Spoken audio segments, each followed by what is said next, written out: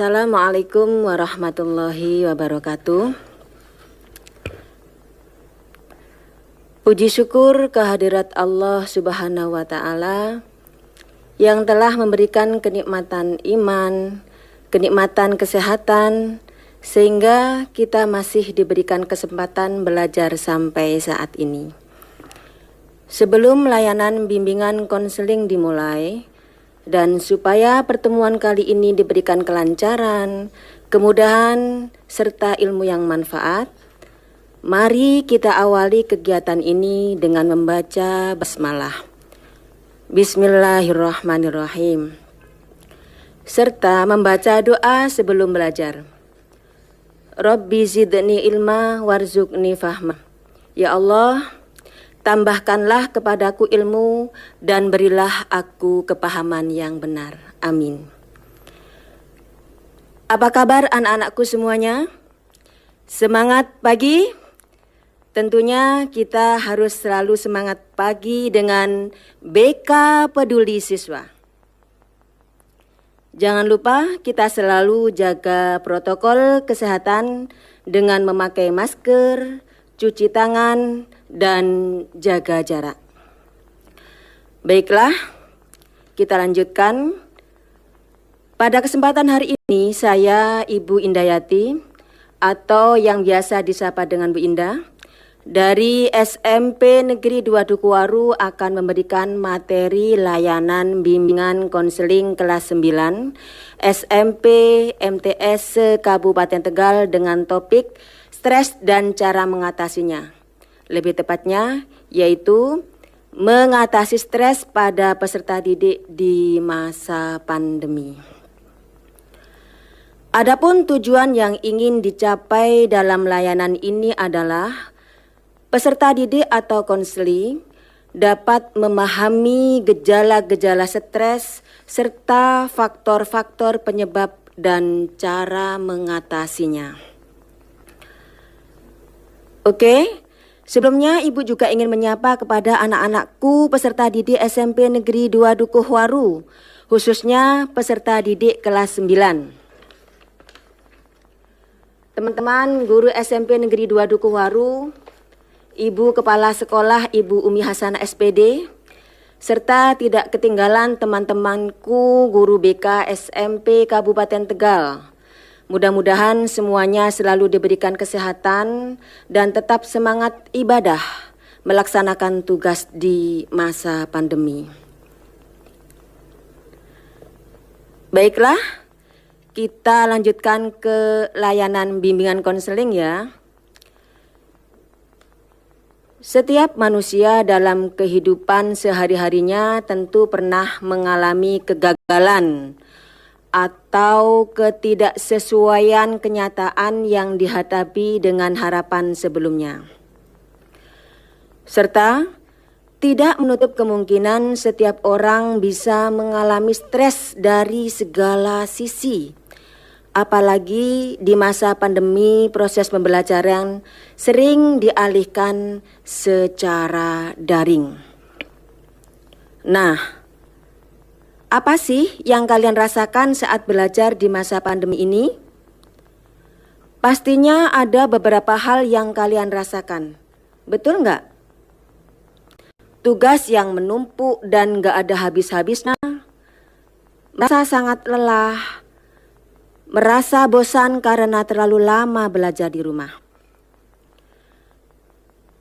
Tentunya kondisi seperti ini dapat mengarah ke situasi yang kurang nyaman, yang bisa membuat seseorang mengalami perasaan sedih, cemas, takut, bingung, atau marah.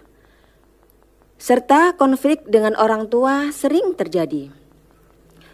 Atau merasa tertekan karena banyaknya tuntutan dari sekolah maupun dari orang tua, serta masih banyak hal-hal negatif lainnya.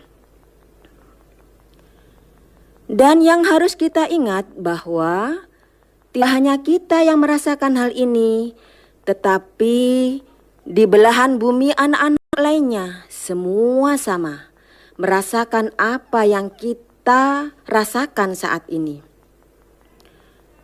Kondisi seperti inilah merupakan salah satu ciri adanya gangguan psikis, yang mana secara psikologi dikenal sebagai kondisi stres.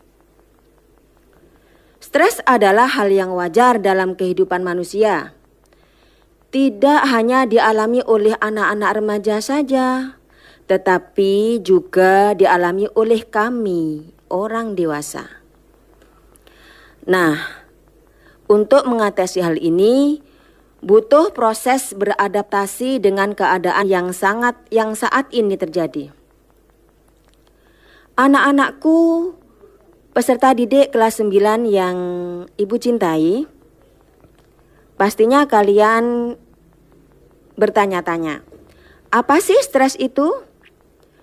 Pengertian stres. Menurut Kamus Besar Bahasa Indonesia, ada 2 pengertian stres. Yang pertama, gangguan atau kekacauan mental dan emosional. Yang kedua, karena tekanan.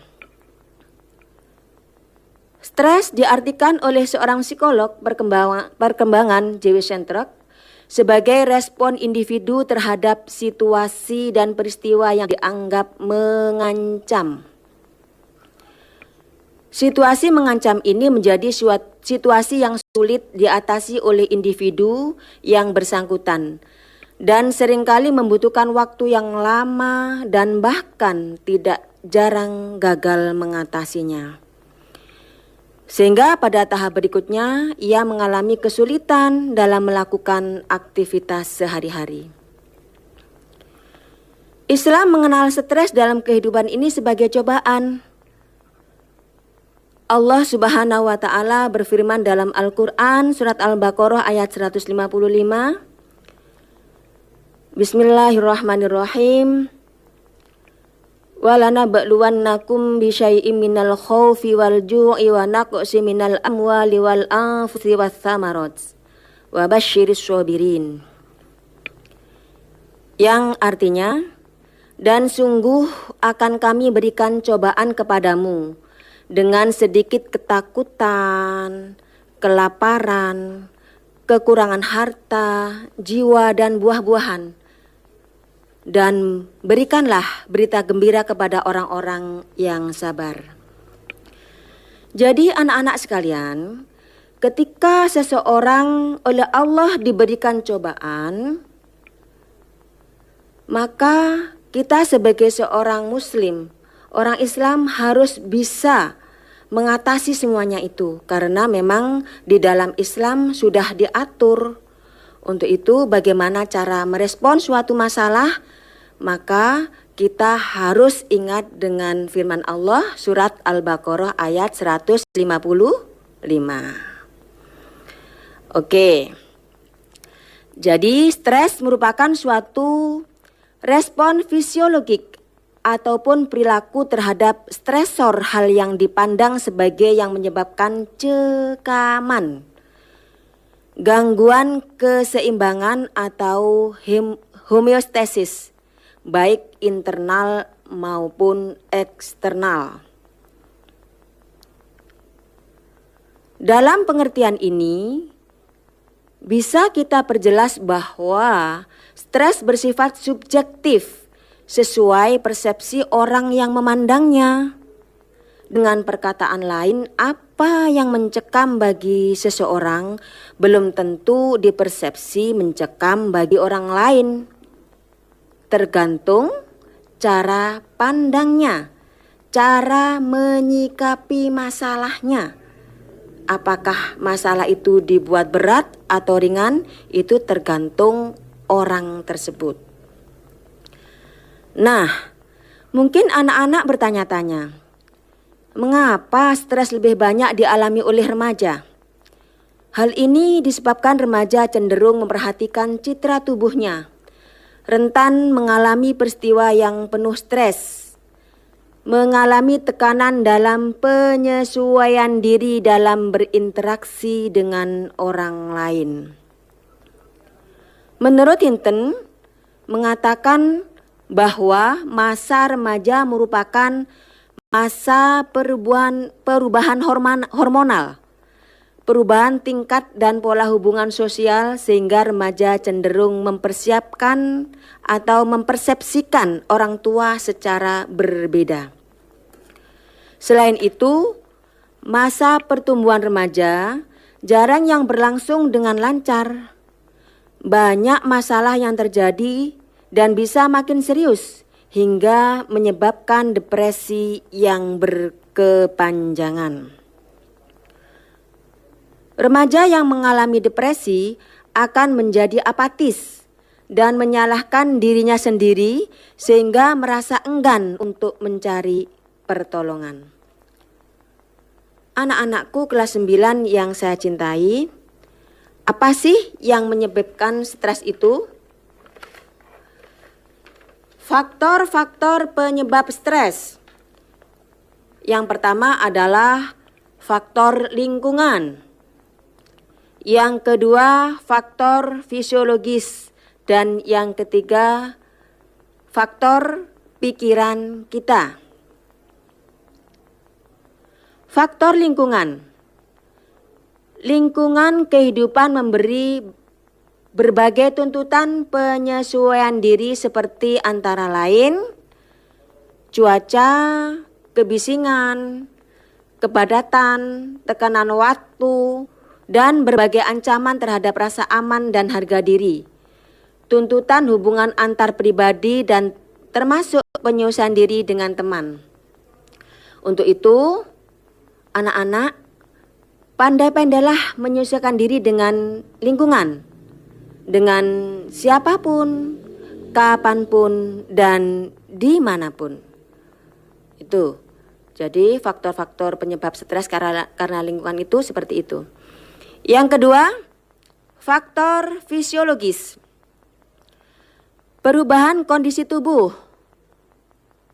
di masa remaja, ketika saat haid atau menstruasi, atau proses menua, kecelakaan, kurang gizi, kurang tidur, tekanan terhadap tubuh.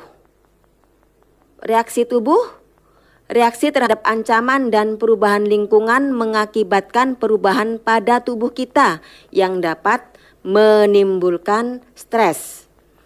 Jadi, anak-anak harus bisa mengatur pola hidup kita. Kita harus bisa atau mempunyai jadwal kehidupan sehari-hari, terutama anak-anak ya. Itu harus mempunyai jadwal kehidupan sehari-hari, mulai dari sebelum tidur sampai bangun tidur. Kalau pola hidup kita itu kontinu atau istiqomah, insya Allah tidak akan bisa atau menyebabkan stres. Dan yang ketiga yaitu pikiran kita.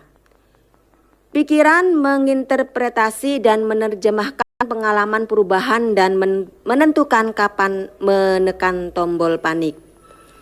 Nah, setelah kita tahu faktor-faktor menyebabkan stres, tentunya anak-anak ingin tahu kan apa sih gejala stres itu? Apa saja sih gejala stres itu? Secara umum ada sejumlah gejala yang bisa dideteksi secara mudah, yaitu pertama adalah gejala fisiologis, yang kedua gejala psikologis, dan yang ketiga adalah gejala tingkah laku. Gejala fisiologis, denyut jantung bertambah cepat, banyak berkeringat, terutama keringat dingin, pernafasan terganggu, otot terasa tegang, sering ingin buang air kecil, sulit tidur, dan gangguan lambung. Gejala stres yang kedua yaitu gejala psikologis, resah, sering merasa bingung, sulit berkonsentrasi, sulit mengambil keputusan, dan tidak enak perasaan atau perasaan kewalahan.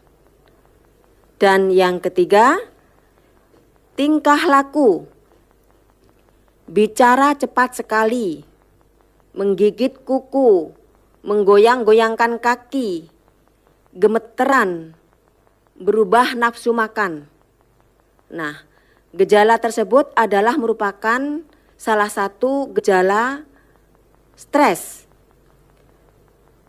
Perubahan nafsu makan pada orang yang terkena depresi atau stres itu terkadang ada yang nafsu makannya bertambah dan ada yang nafsu makannya berkurang.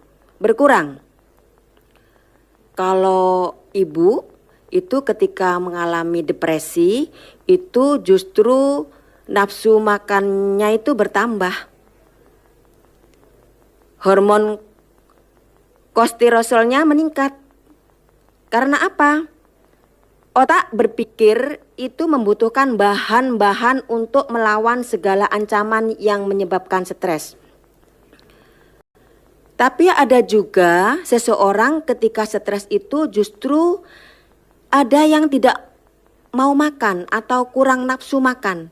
Ada. Jadi macam-macam ya gejala-gejala stres itu terhadap nafsu makannya, ada yang bertambah dan ada yang berkurang. Dari gejala tersebut akan mengarahkan seseorang kepada kontak sosial yang lemah. Sehingga perhatian dan kepedulian kepada lingkungan sosial menjadi hilang. Perilaku yang kemudian muncul adalah mengurung diri di rumah, tidak bersedia menerima tamu atau bertemu dengan teman-temannya. Hal ini tidak boleh terjadi ya anak-anak. Untuk itu setelah kalian mengetahui gejala stres, mulai saat ini anak-anak juga harus meminimalisir.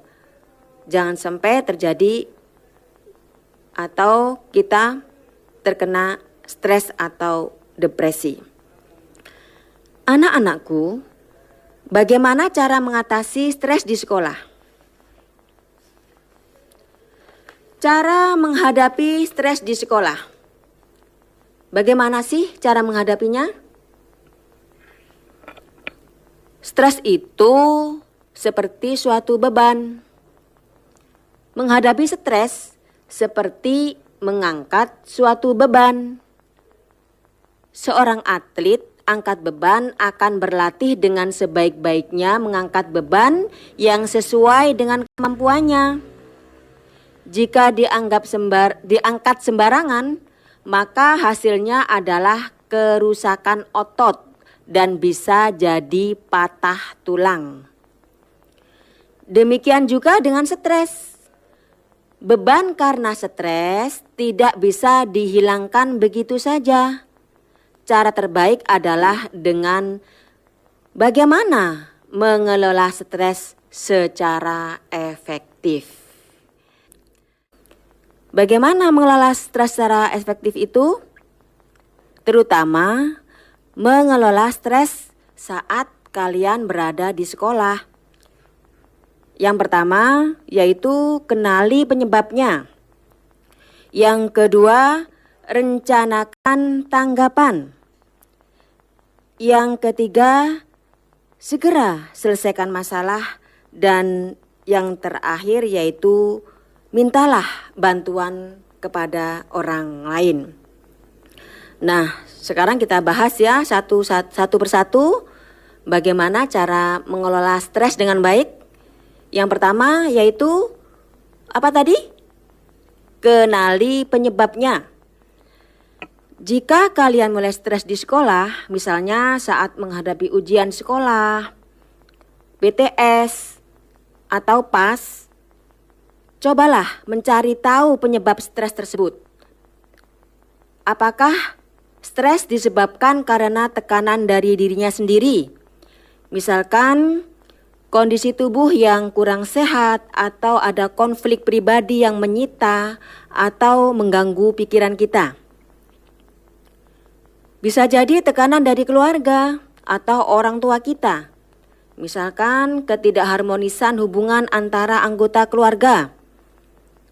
Atau orang tua yang otoriter, masalah keuangan, ekonomi, dan sebagainya. Bisa juga dengan faktor lingkungan, yaitu dengan adanya suara gaduh atau bising, rumah berantakan, polusi udara, dan sebagainya. Atau bisa juga berasal dari teman-teman kalian. Kurangnya kerjasama antar teman, konflik antar individu dalam suatu kelompok, maupun kurangnya dukungan sosial dari sesama teman atau di dalam pergaulan. Makanya cari penyebab stres yang paling prioritas.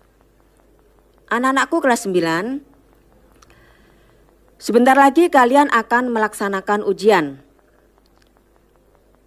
Lulus ujian dengan nilai terbaik memang impian setiap siswa. Betul nggak? Pasti betul, karena setiap siswa pasti ingin nilainya terbaik saat nanti ujian. Namun, jika itu kurang sesuai dengan harapan kita, maka apa yang harus kita lakukan? Apakah penurunan prestasi atau kegagalan menjadi akhir segala-galanya? Tentu tidak. Yang terpenting, kita sudah berupaya, berikhtiar, dan yang terakhir, kita serahkan kepada Allah yang berbentuk dengan tawakal. Begitu. Ya. Yang selanjutnya, rencanakan tanggapan. Jika sejak awal kalian sudah mempersiapkan tanggapan yang akan kalian berikan jika terjadi kegagalan, maka beban akan semakin berkurang dan sudah siap jika terjadi kegagalan. Misalkan, mempersiapkan jawaban kepada orang tua atau guru atau siapapun ketika kalian ditanya. Misalkan kalian sudah terkenal menjadi anak yang mempunyai prestasi tinggi. Ketika kalian ada sebuah kegagalan karena memang kalian sudah berusaha dengan baik, sudah berikhtiar. Nah, kalian sudah mempunyai rencana tanggapan itu dan bisa menjawab dengan baik pula. Dan itu merupakan suatu salah satu bagaimana cara mengelola stres di sekolah. Selanjutnya, segera selesaikan masalah. Masalah tidak akan hilang dengan sendirinya. Bahkan suatu masalah akan bertambah parah jika seseorang itu mengalami depresi atau sedang stres. Cobalah segera selesaikan masalah sejak awal. Misalnya, jika kalian mengalami kesulitan belajar, coba untuk berlatih jauh-jauh hari sebelumnya. Sebelum PAS, sebelum PTS dan sebagainya. Kita belajar sebelumnya jauh-jauh hari sudah persiapkan. Karena hal ini akan membantu mempersiapkan diri kalian. Jangan sampai mau ulangan atau mau ujian, kita sistemnya SKS, sistem kebut semalam. Nah, ini justru nanti kalau tidak kuat karena malamnya kita sudah lembur, maka tubuh kita bisa menjadi drop. Nah, dan yang terakhir adalah bantuan orang lain. Jika beban bertambah berat dan kalian tidak sanggup menghadapinya, jangan dipikul sendirian. Coba berbagi dengan dan berkomunikasi dengan orang lain, khususnya orang tua kalian. Diskusi dengan mereka bagaimana cara mengatasinya. Ini merupakan cara terbaik untuk mengelola stres saat situasi sudah begitu berat. Karena walaupun bagaimana, orang tua nantinya akan kembalinya kita terhadap segala permasalahan. Atau dikonsultasikan dengan guru BK di sekolah. Insya Allah, nanti guru BK akan membantu meringankan beban yang kalian hadapi dalam menyelesaikan masalah dan akan membantu menemukan solusi yang tepat. Nah, bagaimana caranya agar sistem program pembelajaran dari rumah tetap menyenangkan dengan masa pandemi ini? Tentunya yang harus kita persiapkan, yang pertama kita harus selalu senantiasa bersyukur walaupun kita masih dalam kondisi pandemi. Seperti yang tertuang dalam surat Ibrahim ayat 7, Bismillahirrahmanirrahim. La in syakartum la azidannakum wa la in kafartum inna adzabi lasyadid. Barang siapa yang bersyukur, niscaya Allah akan menambah nikmat kepadamu. Walaupun dalam kondisi seperti ini, alhamdulillah kita masih bisa belajar dengan baik. Kita masih bisa hidup dengan baik, diberikan keamanan dan kenyamanan.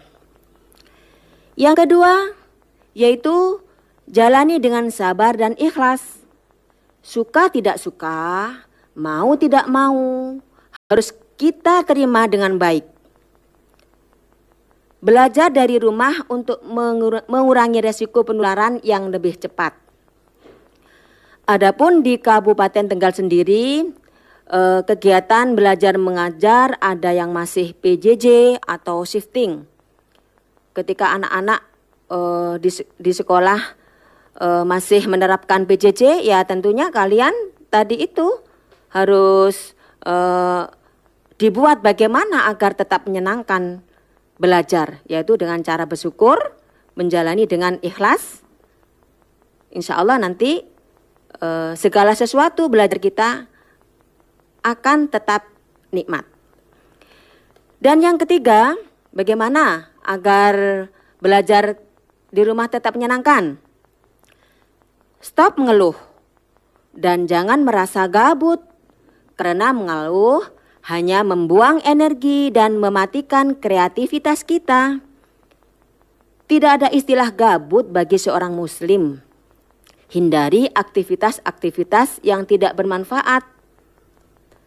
Boring dengan kondisi pandemi seperti ini? Enggak lah. Ingat bahwa setiap apa yang kita kerjakan akan dimintai pertanggungjawaban oleh Allah Subhanahu wa taala di akhirat kelak nanti. Hidup itu terlalu mahal jika kita habiskan hanya untuk mengeluh. Berapa banyak orang yang berjuang untuk menyambung hidupnya di luar sana. Jangan sampai kita akan menjadi orang yang merugi, baik di dunia terlebih di akhirat nanti.